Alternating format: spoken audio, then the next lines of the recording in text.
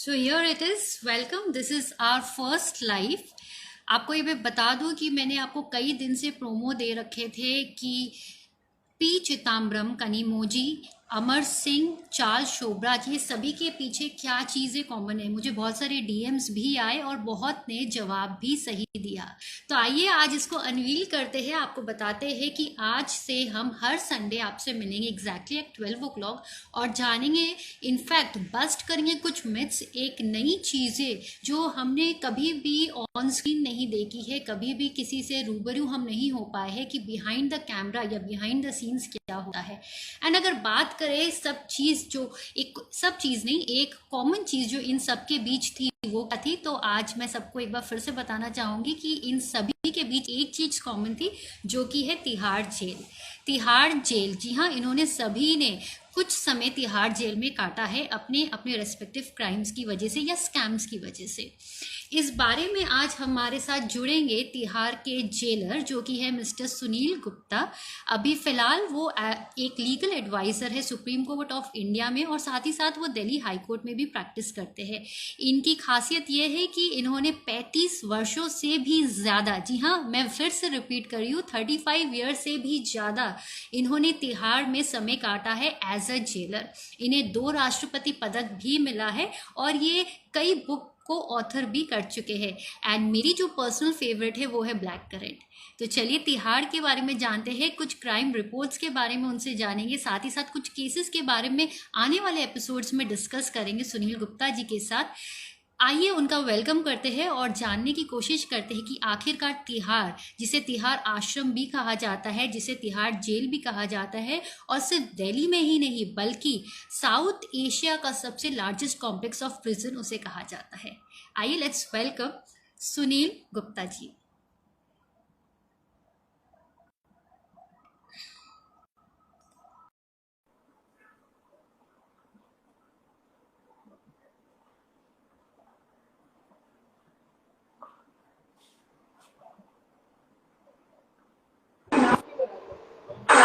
Hello Lovely. Hello Lovely. जी sir नमस्ते। नमस्ते, थैंक यू वेरी मच। नमस्ते सर कैसे हैं आप? Very much. मैं बिल्कुल गुड ठीक हूँ। Afternoon sir. मैं बिल्कुल ठीक हूँ। Good afternoon sir. Good afternoon जी, गुड आफ्टरनून लवली। सर बहुत बहुत स्वागत है इस शो में। जी जी थैंक एंड यू। सबसे पहले आपको ग्रेटिट्यूड, आपको थैंक्स गिविंग कि आपने समय निकाला। स्पेशली आज हम फर्स्ट एपिसोड कर रहे रक्षाबंधन के दिन है, आपने समय निकाला, हमें समय दिया। और मैं क्या कहूँ, इतने साल का रिश्ता जो है आपका तिहाड़ का, 35 वर्षों से भी ज्यादा। सर इतना एक्सपीरियंस, इतना समय काटना, इतना समय निकालना तिहाड़ में आसान बात नहीं रही होगी सर।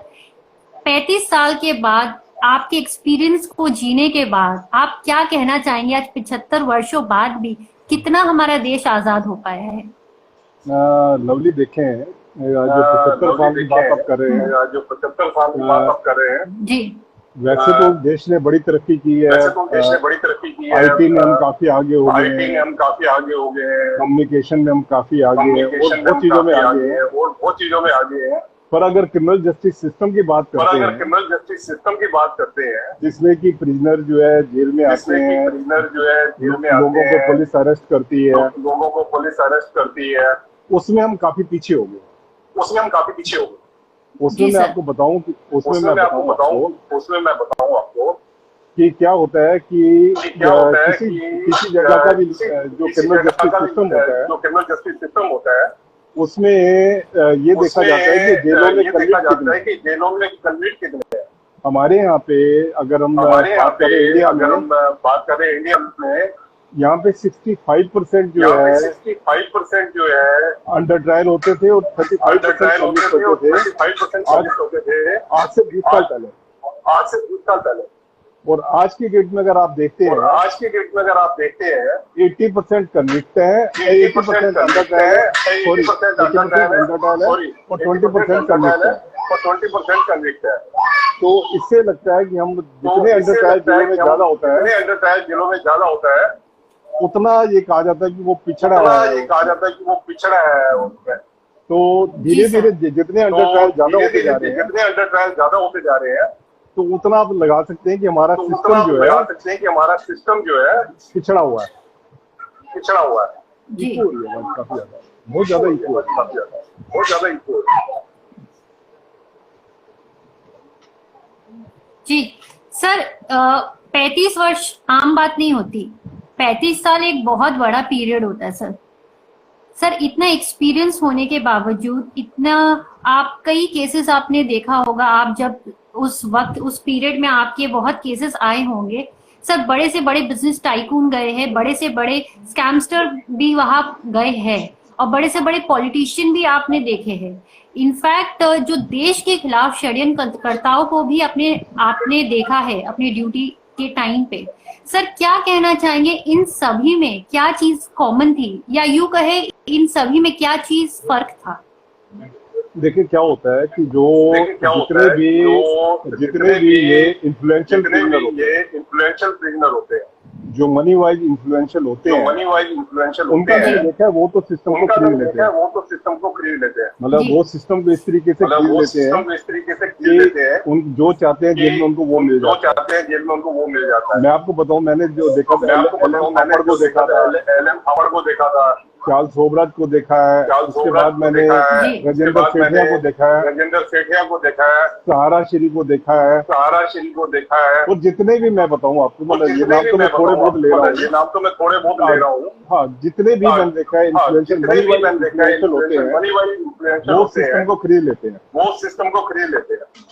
और जो एंटी नेशनल एक्टिविटीज में आते हैं तो वो सिस्टम को तो इतना नहीं खरीद पाते, पर वो भी पैसे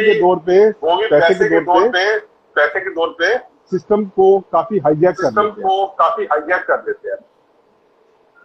सर सिस्टम हाईजैक होता है, क्या जस्टिस भी हाईजैक हो पाती है? हाँ देखिए ऐसा सुना है हमने और इवन सुप्रीम कोर्ट ने भी कई केसों में कहा हुआ है करप्शन जो धीरे धीरे बढ़ रही है, क्योंकि पहले जब 35 साल पहले की बात करें तो ये वाली चीज अनअर्ड, पर अब ये काफी, क्योंकि सुप्रीम कोर्ट ने कई केसों में कहा है इस बात पे, तो उसमें आप सोच सकते हैं कि मतलब जस्टिस सिस्टम में काफी करप्शन आ गई। जी सर, और ये 2 वे रहता है ट्रैफिक। करप्शन अगर हम बात करें तो ये 2 वे ट्रैफिक है। आपको क्या लगता है सर, इक्वली पुलिस को भी हम दोष दें? नहीं, मैं आपको जो बात कर रहा हूँ, मैं क्रिमिनल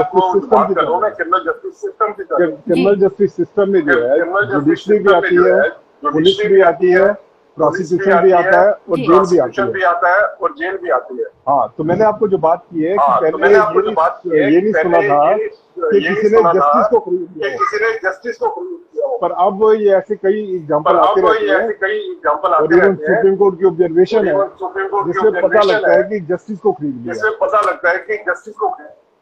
हाँ, बाकी प्रोसिक्यूशन को खरीदने, पुलिस को खरीदने और प्रिजन को खरीदने, इसकी बातें तो बड़ी आम थी, पर ये जस्टिस को खरीदने, जजेस को खरीदने की बात जो है वो आजकल काफी आ रही है।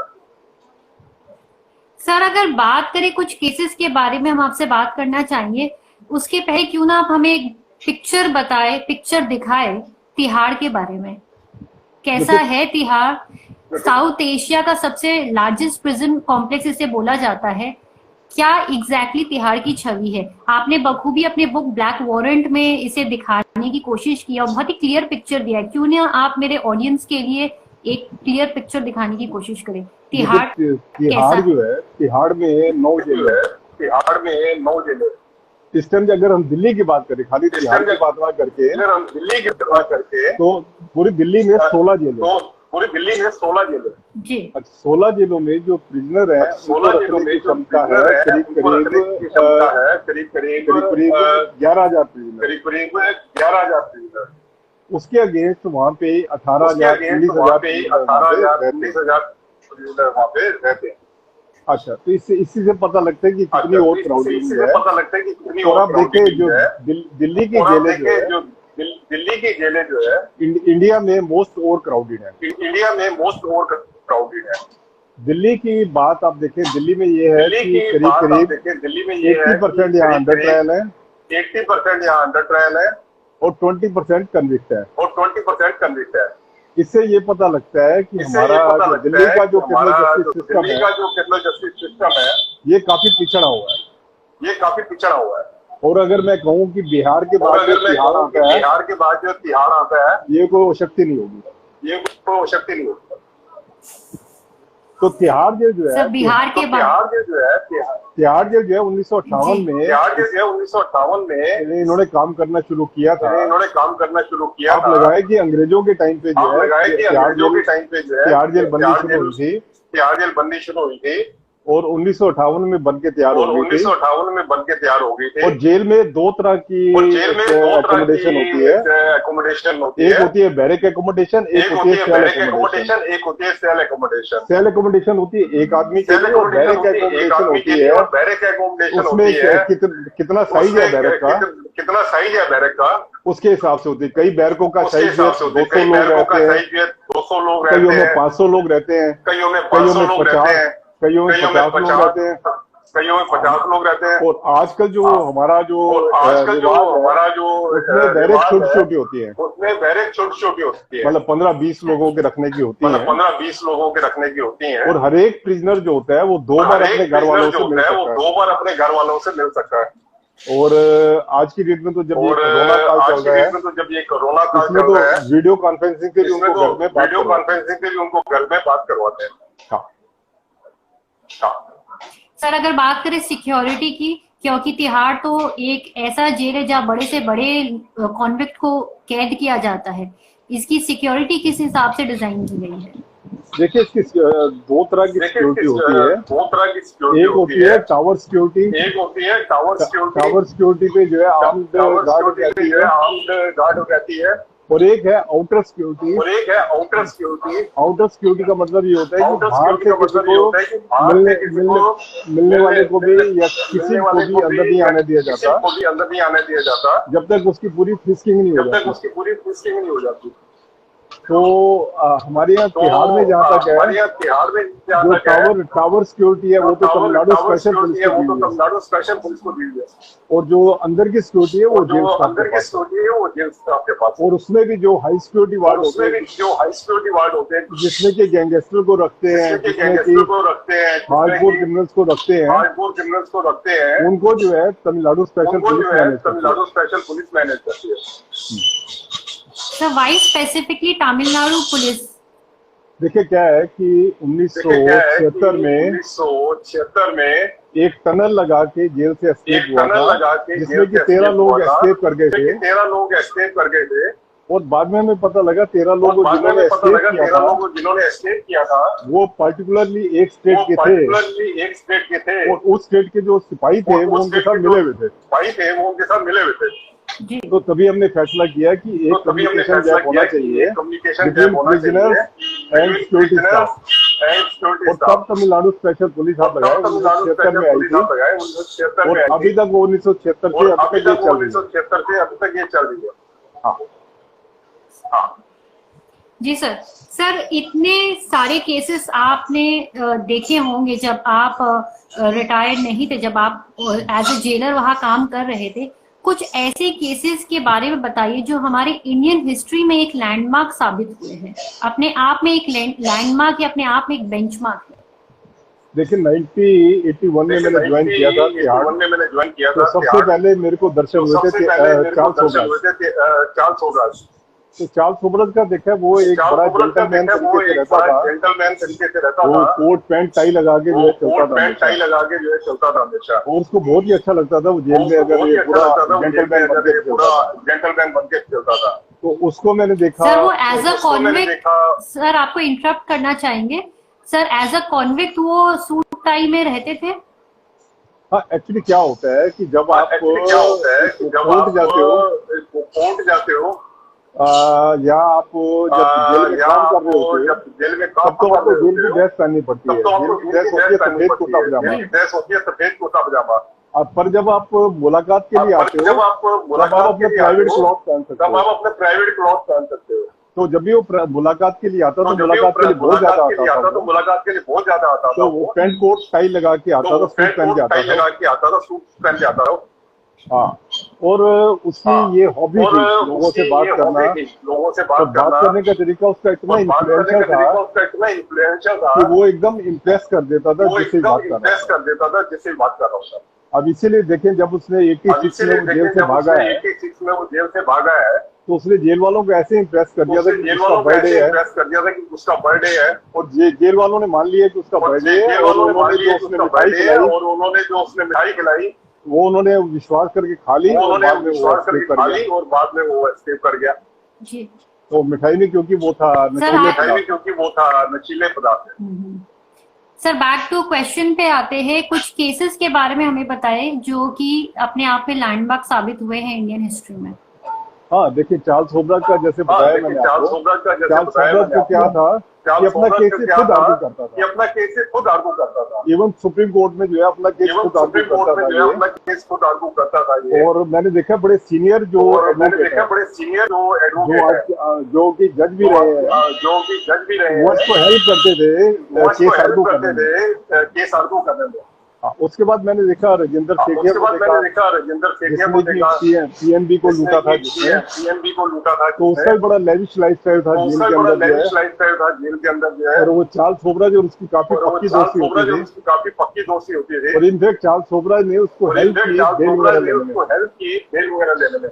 हाँ, इसके बाद ललित मोहन थापर मैंने देखा, वो भी जेल में आया था। आपको याद होगा कि मिडनाइट को सुप्रीम कोर्ट ने उसको बेल दी थी। तो जब उसको बेल दी तो मुझे रात को फोन आया कि आप इसको छोड़ दो। मैंने उनको कहा कि नहीं छोड़ सकते, क्योंकि जेल मैनुअल कहता है कि हम प्रिजनर को छोड़ेंगे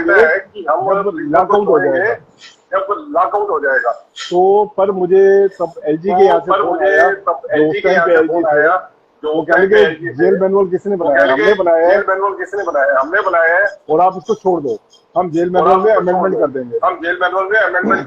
पर मैं उसमें नहीं माना। मैंने कहा नहीं, क्योंकि जेल मैनुअल में अमेंडमेंट करोगे वो तो बात की बात है। पर आप जो है अभी जो जेल मैनुअल है वो ये कहते हैं कि लॉकआउट के बाद ही आप प्रिजनर को छोड़ेंगे। मैंने उनको सॉरी कर दिया कि मैं इसको नहीं छोड़ सकता। देखिए, जेल में ना दो बड़ी इंपॉर्टेंट टर्मिनोलॉजी होती है, लॉकअप और लॉकआउट। लॉकअप होता है शाम को, जितने प्रिजनर कोर्ट से आने होते हैं वो आ जाते हैं, उनकी जो काउंटिंग होती है जो उसको कहते हैं लॉकअप। और लॉकआउट होता है सुबह 6 बजे के आसपास होता है। हाँ, और उसमें क्या होता है कि जो रात को प्रिजनर बंद किए होते हैं उनको गिनते हैं कि उतने के उतने हैं या नहीं है। अगर उतने के उतने होते हैं तो उसको कहते हैं लॉकआउट। या इसकी एक बड़ी अच्छी टेक्नोलॉजी जिसको कहते हैं सब अच्छा। मतलब शाम को अगर प्रिजनर पूरे हैं या सुबह पूरे हैं तो उसको सब अच्छा कहते हैं। तो मैंने उनको कहा कि जब तक सब अच्छा नहीं होगा तो मेरे पर काफी प्रेशर डाला, आईटी ने कहा, पर मैं नहीं माना। उसका नतीजा ये हुआ, उसका नतीजा ये हुआ कि मैंने उसको करीब 11 बजे करीब छोड़ा, जिसको किसी ने पसंद नहीं किया कि मैंने इतनी देर बाद। इसके बाद मैं आपको एक और केस बताऊंगा, इंदिरा गांधी के मर्डर केस में 2 लोगों को तो हैंग कर दिया था। एक सतवंत सिंह को हैंग कर दिया था, एक था केयर सिंह। इनका एक को एक्यूज था बलबीर सिंह। उसको सुप्रीम कोर्ट ने छोड़ दिया था।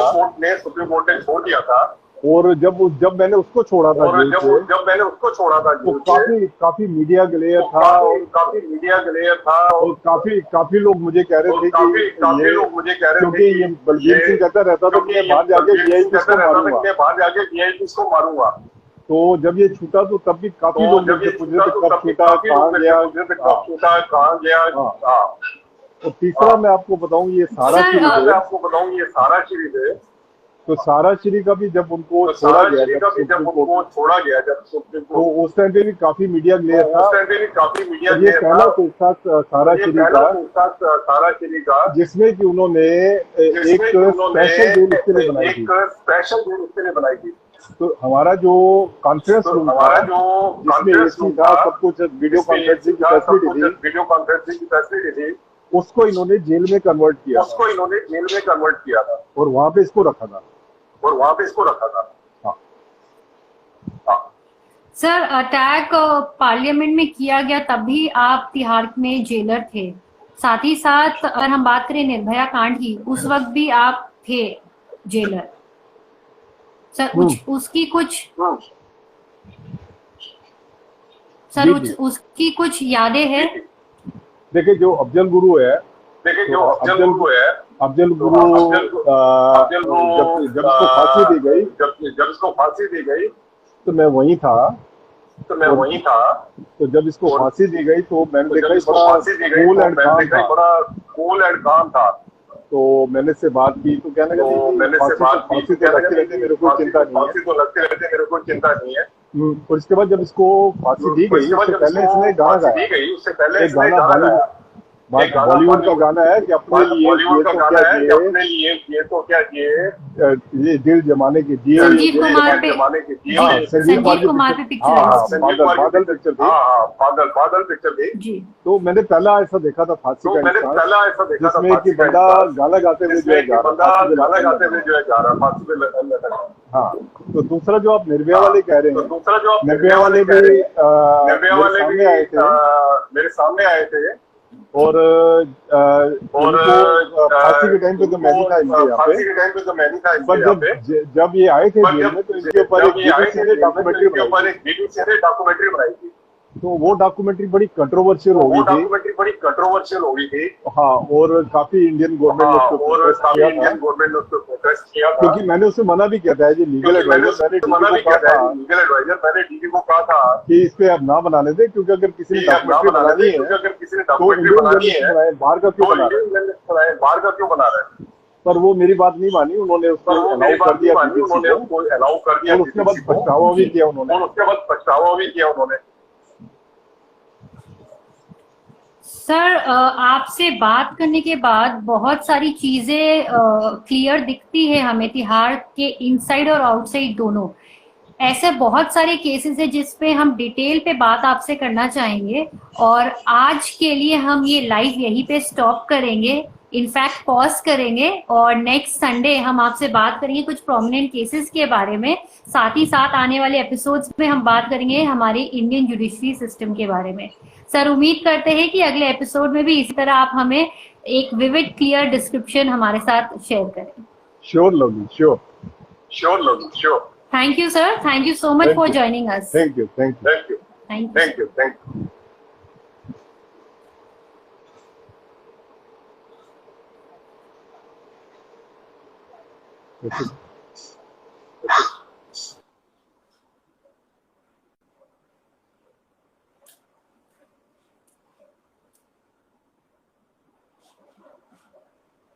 So this was just an introduction. ये बस एक इंट्रोडक्टरी एपिसोड था। आने वाले एपिसोड में आप मेरे साथ रहिएगा, रादर लाइव में रहिएगा, और इसका जो हमने लाइव ये एपिसोड शूट किया है ये आप यूट्यूब में भी देख सकेंगे आज शाम तक। इसका लिंक आपको मेरे प्रोफाइल में मिलेगा और मेरे बायो में इसका लिंक मौजूद है ऑलरेडी।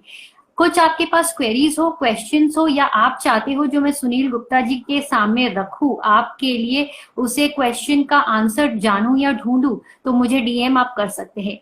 स्टे ट्यून इसी तरह with Lovely Gupta 1527। Let's uncork with Lovely Gupta. Stay tune, bye bye.